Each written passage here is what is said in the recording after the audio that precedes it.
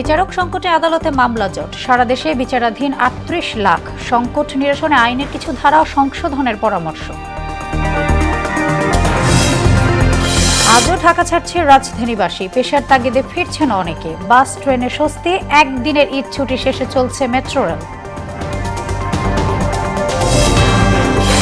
ঈদের টানা ছুটিতে যানজটমুক্ত প্রশান্তির ঢাকা, প্রায় জনশূন্য রাজপথ বাজার, নিরাপত্তা নিশ্চিতে তৎপর আইন শৃঙ্খলা বাহিনী।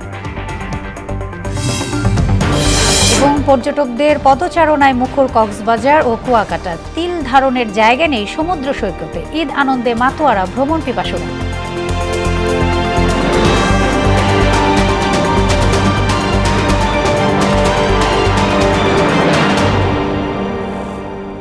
আসসালামু আলাইকুম, ঈদ মোবারক সবাইকে। মোহনা সংবাদে স্বাগত। শুনছিলেন শিরোনাম, আর পুরোটা সংবাদ জুড়ে আছি আমি সোনিয়া ইসলাম। এবারে বিস্তারিত। বিচারক সংকটে সারা দেশের আদালতে মামলা জট বাড়ছে বলে জানিয়েছেন আইনজীবীরা। সুপ্রিম কোর্টের তথ্য মতে বর্তমানে অধস্তন ও উচ্চ আদালতে মামলার সংখ্যা ৩৮ লাখ ছাড়িয়ে গেছে। অতিরিক্ত অ্যাটর্নি জেনারেল আব্দুল জব্বার ভুইয়া বললেন, হাইকোর্ট গুরুত্বহীন অনেক মামলা চলে আসায় বাড়ছে জট। সংকট নিরসনে আইনের কিছু ধারা সংশোধন সহ বিচারক, আইনজীবী ও বাদী বিবাদীকে আন্তরিক হতে হবে। মামলা জট নিয়ে কাজী পাপ্পুর ২ পর্ব ধারাবাহিক প্রতিবেদন, আজ প্রথম পর্ব। মামলা জট বিচার বিভাগের সবচেয়ে আলোচিত বিষয়। প্রতি বছর যে পরিমাণ মামলা নিষ্পত্তি হয়, দায়ের হয় তার চেয়ে বেশি। পরিসংখ্যান বলছে বর্তমানে বিচারাধীন মামলার সংখ্যা ৩৮ লাখ ছাড়িয়েছে।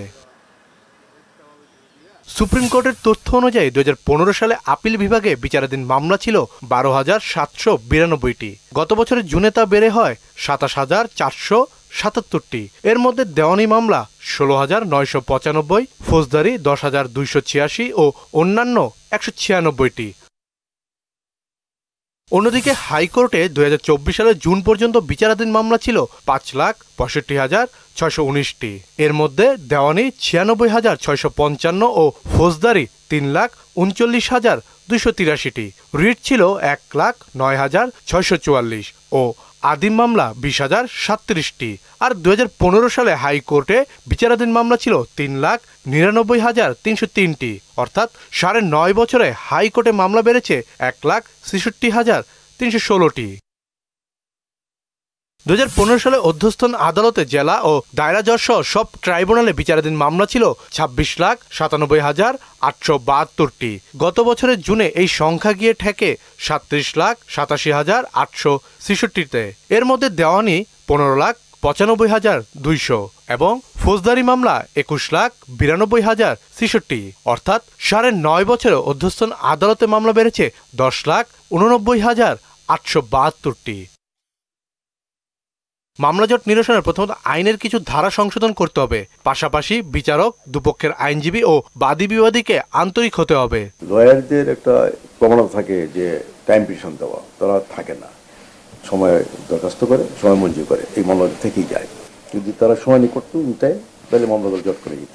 এক সরকার তখনই অটোক্রেটিক হয়ে যায়, ফেসিস্ট হয়ে যায়, যখন বিচার বিভাগের স্বাধীনতা না থাকে, বিচার বিভাগের আইনি শাসন না থাকে। আইনি শাসন যদি থাকে তখন এটি করতে হবে না। বিচারক সংকটের পাশাপাশি সরকারি হস্তক্ষেপও মামলা জটের অন্যতম কারণ বলে জানিয়েছেন আইনজীবীরা। বিচার বিভাগ যদি স্বাধীন হতো তাহলে গভর্নমেন্টের হস্তক্ষেপের প্রশ্ন আসতো না।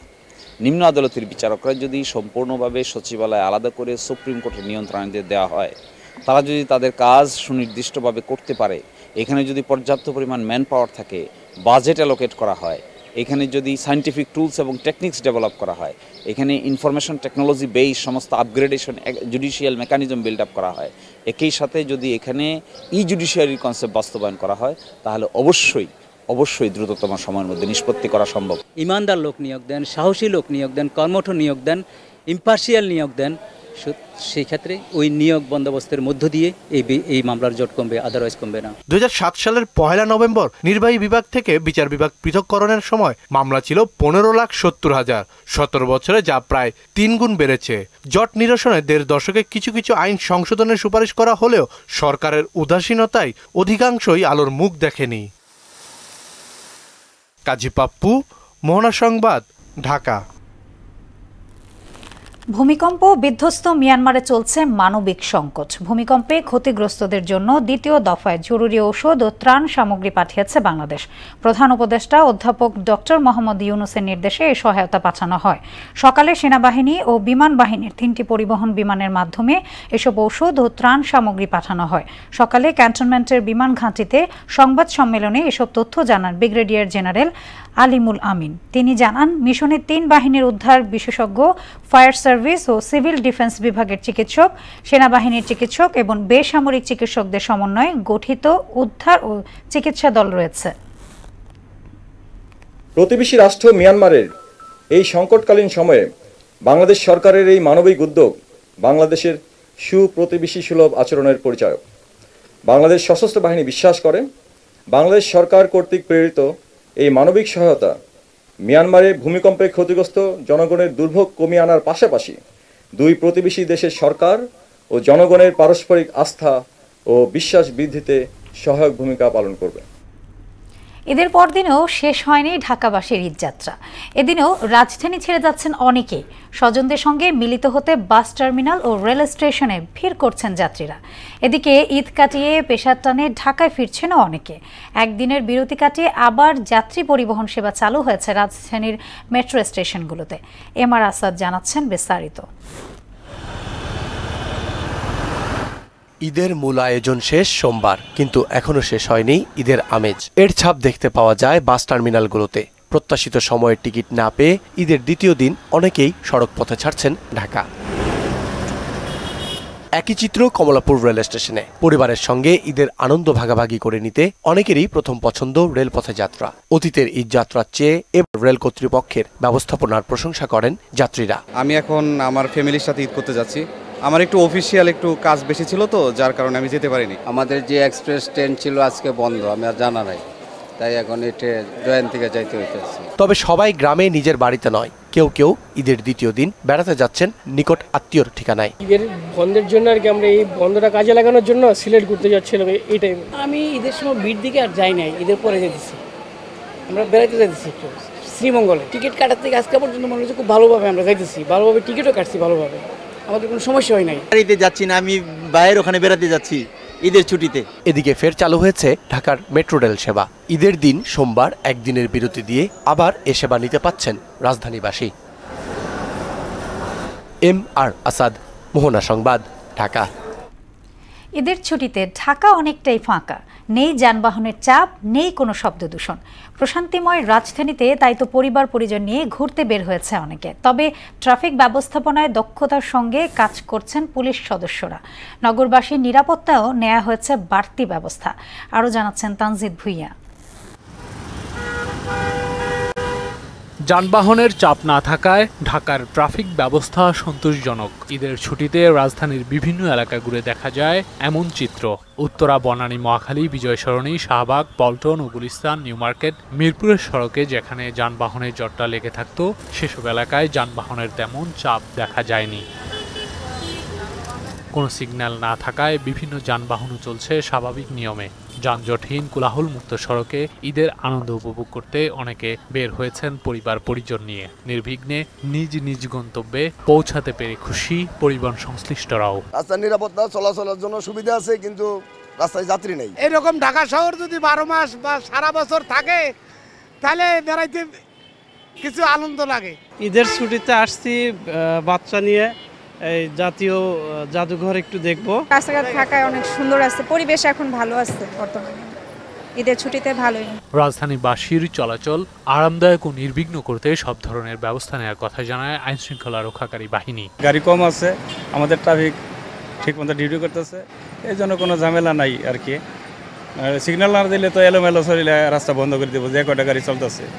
কারণ আমাদের ট্রাফিক ডিউটি করতে হবে। নিউ মার্কেট এলাকায় ট্রাফিক পরিবেশ পরিস্থিতি মোটামুটি ভালো, গাড়ির চাপ কম আছে, আমরা স্বাভাবিক আছি, আর আইন শৃঙ্খলা মোটামুটি স্বাভাবিক। তবে ছুটির বিকেলে সড়কে যানবাহনের চাপ কিছুটা বেড়েছে। কোথাও কোথাও সিগন্যালে কিছুটা জটলা দেখা গেছে।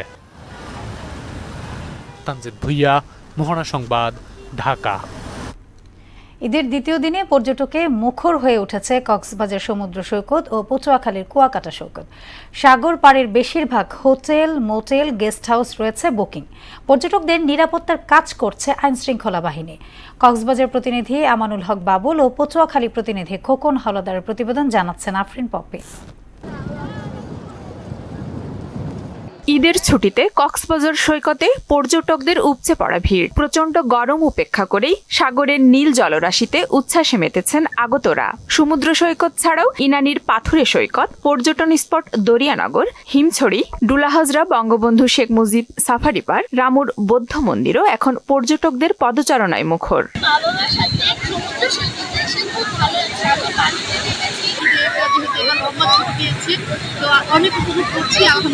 ফ্যামিলি নিয়ে আসতে এখানে খুব ভালো লাগতেছে, বিচের পাড়ে আসছি। ফাঁকা নেই সাগর পাড়ের হোটেল, গেস্ট হাউস। ঈদের ছুটিতে বেশ চাঙ্গা পর্যটন ব্যবসা। পর্যটকদের নিরাপত্তায় নেওয়া হয়েছে বিশেষ ব্যবস্থাও। আমরা আশা করছি আগত পর্যটকরা যাতে তাদের ভ্রমণকে নিরাপদে উপভোগ করে তাদের গন্তব্যে ফিরে যেতে পারে। প্রায় 2.5 থেকে 3 লাখ পর্যটক স্ট্যান্ড বাই এখানে রয়েছে। এই পর্যটকদেরকে আমরা যাতে কোনো ধরনের নিরাপত্তা সমস্যা না হয় সেজন্য পুলিশ আমাদের শক্ত অবস্থানে রয়েছে। আমরা 3 স্তর বিশিষ্ট আমরা ইতিমধ্যে নিরাপত্তা আমরা কিন্তু ব্যবস্থা করে ফেলেছি। এদিকে পটুয়াখালীর কুয়াকাটা সমুদ্র সৈকতেও পর্যটকদের ভিড়। গঙ্গামতি, লেম্বুর বন, ঝাউবন ও সুটকিপল্লী সহ সব পর্যটন স্পটে ঈদ আনন্দে মেতেছেন সব বয়সী পর্যটক। প্রাকৃতিক সৌন্দর্য এত নয়নাভিরাম যে মনে হয় যে পানি এবং আকাশ মিশে গেছে। সি বিচ খুবই উপভোগযোগ্য, যেটা আমাদের অনেক বেটার ফিল করায়। খুব ভালো লাগছে, মন চায় এরকম সুন্দর পরিবেশে, মনোমুগ্ধকর পরিবেশে বারবার আসি। কুয়াকাটায় এসে আমি খুবই আনন্দিত, এখানকার পরিবেশ এবং মনোমুগ্ধ। কুয়াকাটায় পর্যটকদের নিরাপত্তায় যথেষ্ট তৎপর দেখা গেছে ট্যুরিস্ট, থানা ও নৌপুলিশ সদস্যদের। আফরিন পপি, মোহনা সংবাদ। বাঁচার আকুতি নিয়ে মৃত্যু যন্ত্রণায় ধুঁকছে বিশ্বের অন্যতম দূষিত নদী বুড়িগঙ্গা। মেগাসিটি ঢাকার বাসাবাড়ি ও কলকারখানার যাবতীয় বর্জ্যের শেষ গন্তব্য যেন এই নদী। রাসায়নিক বর্জ্যের প্রাচুর্য এত বেশি যে নদীর পানিতে ব্যাকটেরিয়া পর্যন্ত বেঁচে থাকতে পারে না। বুড়িগঙ্গাকে রক্ষায় সমন্বিত উদ্যোগের তাগিদ দিয়েছেন গবেষকরা। কবির খানের ক্যামেরায় উষা ফেরদৌসের 2 পর্বের ধারাবাহিকের প্রতিবেদনের প্রথম পর্ব আজ। পৃথিবীতে যত নগর ও সভ্যতা গড়ে উঠেছিল তার প্রায় সবই নদ নদী কিংবা সমুদ্র কেন্দ্রিক। বাংলাদেশের রাজধানী ঢাকা শহরও ব্যতিক্রম নয়। 400 বছর আগে বুড়িগঙ্গা নদী তীরেই গড়ে ওঠে শহরটি, অথচ সময়ের পরিক্রমা এই শহরটি বুড়িগঙ্গাকে মৃত্যুর দিকে ঠেলে দিয়েছে তিল তিল করে। অপরিশোধিত বর্জ্যের প্রতিটি ফোঁটা নদীর শ্বাস প্রশ্বাস বন্ধ করে দিয়েছে। বাংলাদেশের সবচেয়ে দূষিত নদীগুলোর অন্যতম বুড়িগঙ্গার মাত্র 6 কিলোমিটারের মধ্যে 251টি পাইপলাইনের মাধ্যমে সরাসরি অপরিশোধিত বর্জ্য এসে পড়ছে। খারাপ লাগে গন্ধ, মানুষ গেলেও মুখের মধ্যে মাস্ক লাগা যায় গন্ধে নদী পার হইতে হইলে। যদি সরকার চায় তাহলে হইতে পারে, আর যদি না চায় তাহলে নাই, এইভাবেই থাকবে। পদক্ষেপ নিতে পারে, পদক্ষেপ অনেক সরকারই নেয়, কিন্তু কাজ হয় না। এই দেশের মানুষ ভালো না, আমরা ভালো জাতি না, আমরা জাতি হিসাবে ভালো না। আমরা যেটাই খাদ দেই এটার মধ্যেই দুর্নীতি, এটার মধ্যেই ইহা। ইতোমধ্যেই নদীর 2 তীর গ্রাস করে ফেলেছে প্রভাবশালীরা। নদী তীরে দূষণ গত 4 দশক ধরে তীব্র হয়েছে। অবস্থা এমন পর্যায়ে পৌঁছেছে যে বিশ্বের দূষিত নদীর তালিকায় বুড়িগঙ্গার অবস্থান 5ম। শহর থেকে যে সমস্ত বর্জ্যগুলো নদীতে এসে পড়ে সেইগুলোর মধ্যে কেমিক্যাল ওয়েস্টের একটা বড় একটা অংশ আছে, কেমিক্যাল ওয়েস্টের। এবং এই ওয়েস্টটাকে যদি আপনি কনসিডার করেন, এই ওয়েস্টের ফলে বায়োডাইভার্সিটি ধ্বংস হতে বাধ্য। এবং লাইকওয়াইজ নদীতে যখন এই ধরনের কেমিক্যাল ওয়েস্ট যখন জমা হয় তখন এর প্রভাব মাছেদের উপরে পড়ে। যদি এই বর্জ্য ব্যবস্থাপনাকে যদি প্রপারলি যদি ম্যানেজ না করতে পারে, ব্যবস্থাপনা যদি সায়েন্টিফিক না হয়, তাহলে এইটা আমাদের এনভায়রনমেন্ট ইকোসিস্টেমের উপরে লং টার্ম অনেক মারাত্মক একটা ইফেক্ট পড়বে। বিশ্ব স্বাস্থ্য সংস্থার মতে বিশ্বের সবচেয়ে দূষিত নদীগুলোর মধ্যে একটি বুড়িগঙ্গা। প্রতিদিন শহরের 60,000 ঘনমিটারের বেশি বিষাক্ত বর্জ্য এই নদীতে ফেলা হয়। উষা ফেরদৌস, মোহনা সংবাদ, ঢাকা। ঈদ ছুটির আমেজে ফাঁকা রাজধানীর কাঁচা বাজার। প্রায় ক্রেতা শূন্য বাজারে অনেকটা অলস কাটাতে দেখা গেছে বিক্রেতাদের। তবে চাহিদা কম থাকলেও কিছুটা বাড়তি সবজি তরকারির দাম। গরুর মাংস নিম্নমুখী হলেও বর্ধিত দামে বিক্রি হচ্ছে মুরগি। স্থিতিশীল রয়েছে ডিমের দাম। বাজার ঘুরে আরো জানাচ্ছেন উষা ফেরদৌস। ভাই আপনি কি কিনছেন? রাজধানীর বাজারে বেশিরভাগ দোকানপাট বন্ধ থাকলেও নিত্যপণ্যের বাজার অনেকটাই স্বাভাবিক। সবজির বাজারে ক্রেতার উপস্থিতি অনেকটা কম, তবে এর মধ্যেও বেড়েছে প্রায় সব সবজির দাম। মোটামুটি দাম আছে আজকে। এই লাউ এটা অন্যদিন 40 টাকা, আজকে 60 টাকা। উস্তার করলা ঈদের আগে বেচছি আমরা 80 টাকা কেজি, কিন্তু এখন নাই বিদা 700 টাকা পাল্লা হইলো ওখানে 140 টাকা ওখানে পাইকারি। যে সবজি আসছিল আপনি 50 টাকা, এটা নেছে আজকে 80 টাকা। যে লাউ নিত 30 টাকা, আজকে নেছে 80 টাকা। এদিকে গরুর মাংসের দাম ঈদ বাজারের তুলনায় কিছুটা কমে বিক্রি হচ্ছে 800 থেকে 820 টাকায়, তবে বেড়ে গেছে মুরগির দর। মুরগি গাড়ি তো মনে করবেন কিছু সংকট কম, তো সবার দোকান কিছু দোকান খোলা আছে, এই কারণে মুরগির দাম একটু বাড়তে হালকা। ঈদের পরে এখন দাম আরো 40 টাকা কেজি দাম বেশি নিলাম। 850 টাকা ছিল, এখন মানে 30 টাকা কমছে। এদিকে ডিমের দাম এখনো স্থিতিশীল রয়েছে। ডজন 120 টাকা লালটা, 115 টাকা সাদাটা। যারা আছে তারাই তো বাজার করবে, যারা নাই তারা কি করে বাজার করবে। তবে কিছুটা কমেছে মাছের দাম। 1 কেজি ওজনের রুই কাতল বিক্রি হচ্ছে 280 টাকা কেজি দরে। কাস্টমার কম, কিন্তু মাছের দাম তো বেশি বাড়ে না। 280 টাকা ঈদ চারনাইতে বেচছে 320 টাকা, 300 টাকা। রুই মাছ কিনলাম 280। আর আলু পেঁয়াজের দামেও মিলছে স্বস্তি। উষা ফেরদৌস, মোহনা সংবাদ, ঢাকা। দেশের বাইরের খবর। মিয়ানমারে বিধ্বংসী ভূমিকম্পে বেড়েই চলেছে প্রাণহানি। ভূমিকম্পের 4 দিন পর এই পর্যন্ত প্রাণহানি ছাড়িয়ে গেছে 2000। এদিকে গাজায় ইসরায়েলি হামলায় আরও 80 ফিলিস্তিনি নিহত হয়েছে। এরই মধ্যে ইসরায়েলের অর্থমন্ত্রী বেজালেল স্ট্রোমট্রেচ পদত্যাগ করেছেন। অন্যদিকে ট্রাম্পের হুমকির জবাবে যুক্তরাষ্ট্রকে পাল্টা হুমকি দিয়েছে ইরান।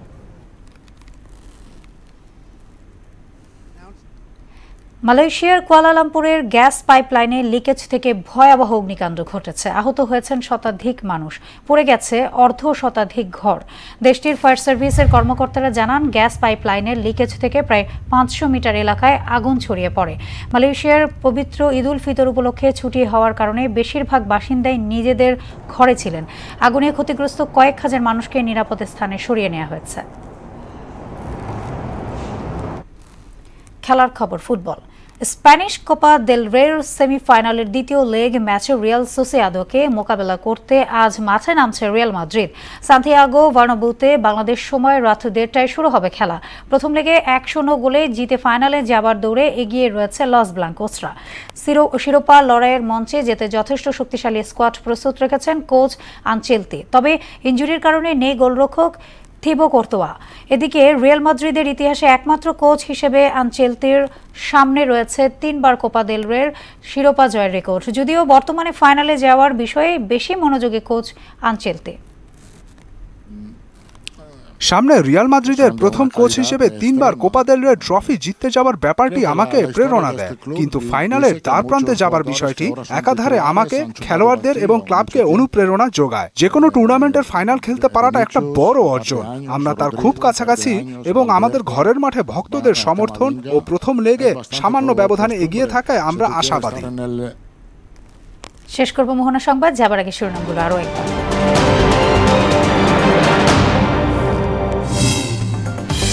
বিচারক সংকটে আদালতে মামলা জট। সারা দেশে বিচারাধীন 38 লাখ। সংকট নিরসনে আইনের কিছু ধারা সংশোধনের পরামর্শ।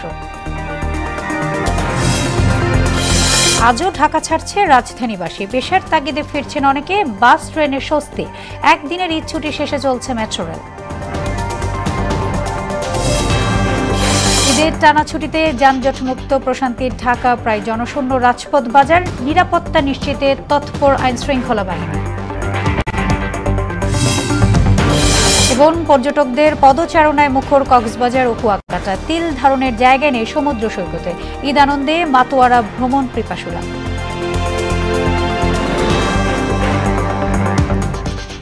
এই ছিল মোহনা সংবাদে। পরবর্তী সংবাদ রাত 9টায়। মোহনার সবশেষ খবর জানতে ভিজিট করুন www.mohana.tv। সংবাদ দেখতে পারেন ফেসবুক, ইউটিউবে। এতক্ষণ সঙ্গে থাকার জন্য ধন্যবাদ সবাইকে।